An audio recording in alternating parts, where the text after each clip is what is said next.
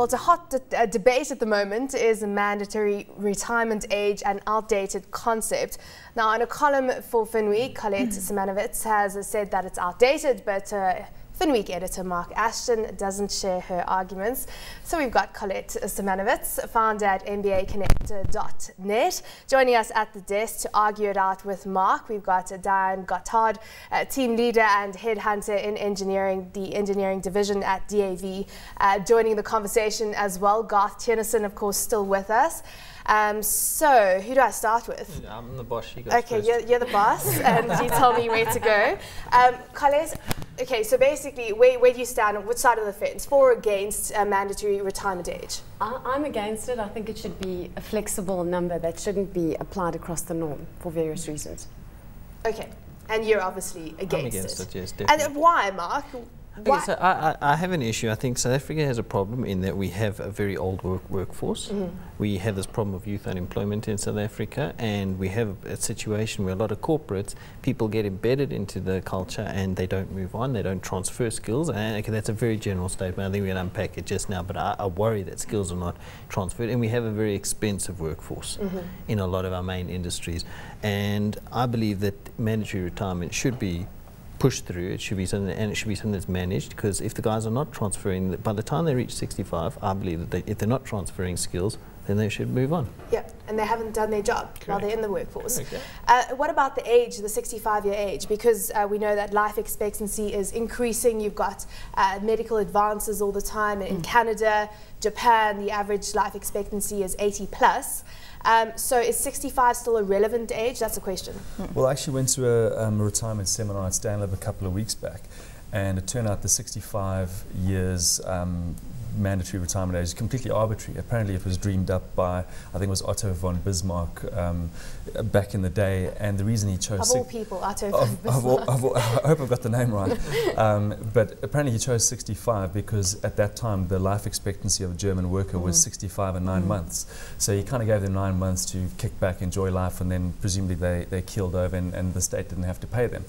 The point is, I'm with Colette on this. I think if you're good enough, then you're the right age. And I take Marc's point about skills transfer, but we also have a workforce that is in many cases quite unskilled, and I would argue in some cases quite incompetent. Yeah. So if someone's good and they're doing a decent job, who cares how old they are? As long as they're working and they're adding value, they should be kept on.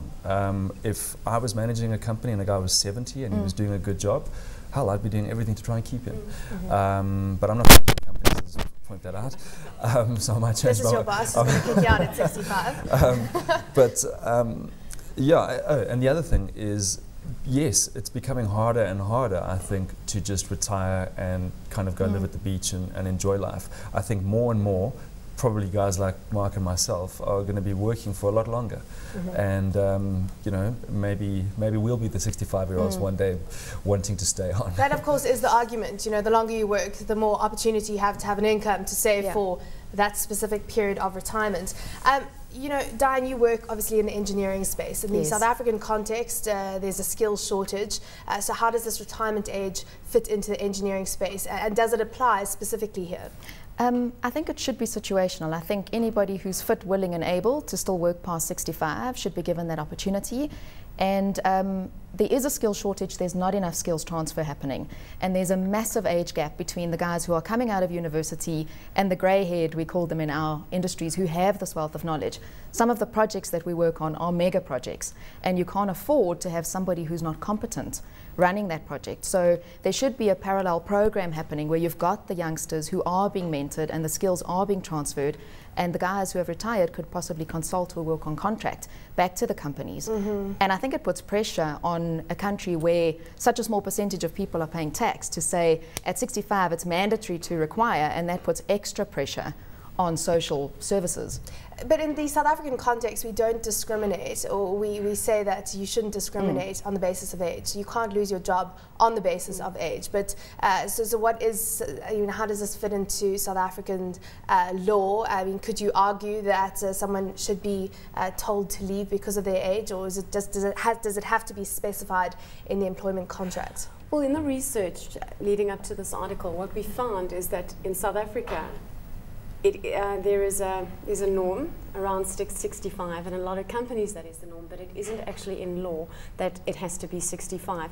There has to be an agreement in place between the employer and the employee as to that age. And if the employee has signed that agreement and the age specified is 65, then the employer has a right to ask them to leave at that point. But this comes down, I guess, to your rights, and when you sign an employment contract, most of us don't realize that we have an option there, and that it isn't written in stone. And if you look at countries like Australia, the US, Canada, they've actually deemed the whole concept of mandatory retirement unlawful, and they've done away with it entirely, because they're much more so than South Africa. As we were talking about before, the average life expectancy is in the 80 plus. So they're faced with a much bigger problem where young people are then having to in a sense, foot the bill for older people for a much longer period, and you're spending much bigger part of your life. Is that the main premise that they've deemed it unlawful? No, I'm not sure of the main premise as to why they're deemed unlawful. I know the stance within those countries, but I must be honest, I don't know the why. But there's a lot of factors happening there. What came out in the research is that in first world countries, the life expectancy is a lot higher than in Africa, and obviously that's the impact of AIDS. But if you take away HIV in South Africa, from an actuarial perspective, the estimate would be around 70 if HIV were excluded from the equation. So we're not far behind. When HIV is factored in, it comes right down to 42. But the segment of the population that we're dealing with, your 65 pluses, etc., have a lower incidence of HIV. And they're, typically the HIV is obviously affecting your younger productive individual. I've got a couple of points that I would raise there. One, I don't think it's a company's responsibility to ensure that somebody retires financially secure. I think that's the individual's responsibility. So the argument that somebody should be able to work until they feel that they're financially secure, I don't believe that holds merit. The argument about the tax base, and this is not an attack, but if you have somebody who is 65, they're an expensive resource. What's happened if they've sat in the business for 20 years, they've got 7%, they become expensive. By taking that one person out, you probably find that you can get 2 or 3 other people into the tax base, because the cost of the employee comes down, because obviously bringing a younger person into it. Younger, as some would argue, less skilled though. Sure, of course it is, and I agree. Engineering is engineering is a very, very specific instance. So there are areas, Mark, where you spot on. And I never argued that they couldn't be involved as mentors or contractors, but as permanent employees. The idea should be that employers should turn over their workforce, and they should regularly bring fresh faces in. And there are plenty of First Rand's a very good example of a business where a lot of the founders, senior exco, etc., are no longer employees of this business, but they still mentor and they still coach and they still bring in a lot of skills and share skills through it. So I believe that there's definitely merit in that argument. I just don't necessarily agree that somebody should sit there and be costing the company because we're there to keep, that we're there to try and secure their retirement. If I can maybe interject there, I think the argument that we're pushing for in the article is not that we're saying that the age must fall away completely. We're saying it should be looked at on a case-by-case basis. So say a year before, and that was really just the suggestion. Because, you've got doctors, you've got certain careers where they're dangerous or they're quite physically demanding, and it has a time and place. Yeah, that we gave in the examples. Exactly. There is a potential danger element, or they physically are not able to deliver at the same high standards. Or you take a policeman, for example, he won't be able to run as fast if he's 70 compared to someone who's in their 20s if you're running after a criminal. And those jobs, I think we're all in agreement about. But it's the knowledge workers, your C-suite executives, where it's a more sedentary position, maybe traveling a bit more, but otherwise sedentary, where those physical constraints aren't there. And for those individuals, that's where we're saying, say a year before, you sit down with your boss and you make an evaluation. Where are you physically and mentally? Are you able to continue working? Back to your point, Diane. And you make a decision then, and then as to what you'll do at age 65. But it should be looked at on its merits. It shouldn't just be a blanket discriminatory issue at 65. And if the person is still contributing, they shouldn't be forced to stop just because it's a number. It should really be based on what is this person's capacity in the company, what are they adding. I think the thing is, a 65-year-old is not a 65-year-old, is not a 65-year-old. They're all different. I've seen some 65-year-olds that probably give a few 20-year-olds a run for their money.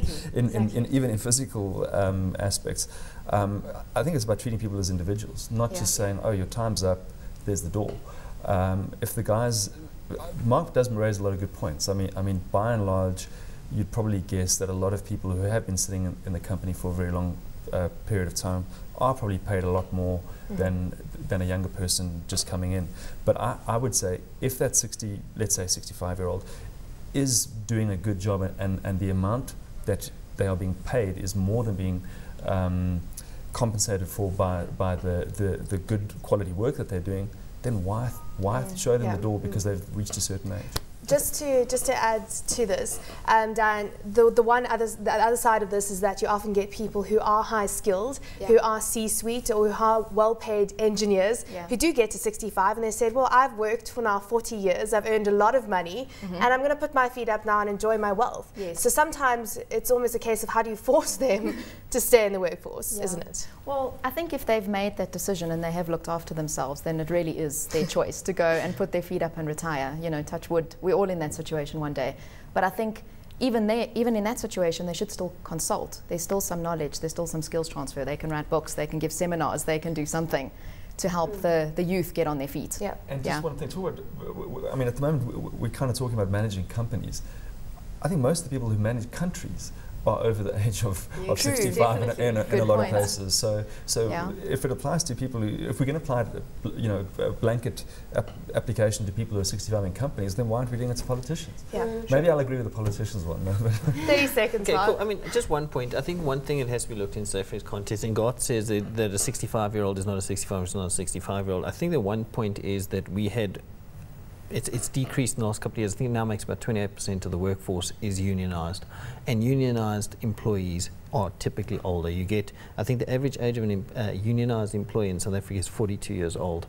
So it is quite a mature, older environment. So, and naturally their bargaining power is not as a 65-year-old as a 65, they're as a collective. So they will argue for the highest benefits, the longest retention within an organization, which ironically then creates a problem with generating opportunities for the younger people to come through. So I think that has changed. It has gone from about 40-odd% to 28%, but it is something that I think is important to consider in this debate.